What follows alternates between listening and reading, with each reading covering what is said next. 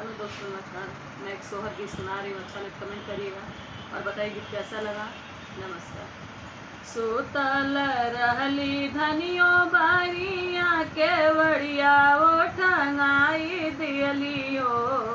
सखिया धीरतिया पियवा छुप के अइलत धनिया डेराई गईली हो। सखिया धीरतिया पियवा छुप के अइलत धनिया डेराई गईली हो। सखिया धीराती छुपी अइल पियावा त धनिया रज करे हो। केकरा से पिया तू डेराला त केकरा से न जालनु हो। पियवा के कर सूरत पलो भालत आधी राती आवेला हो। पियवा के कर सूरत पलो भालत आधी राती आवेला हो। माई से धानी हम डेरानी त बहिनी से न जानिनु हो। माई से धानी हम न जानी त बहिनी से डेरानिनु हो। हे धानी तू हरे सूरत पे मोहाइली त आधी रातिया आइले हो।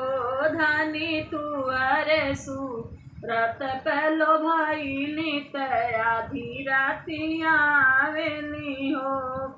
बहुअर के गोड़ भैन भारी त सासु निहारली हो। ए बहुअर कवने पुरुष पहलो भइलू त पाव तुअर भारी भैन हो। बहुअर कवने पुरुष पहलो भइलू त पाव तुअर भारी भैन हो।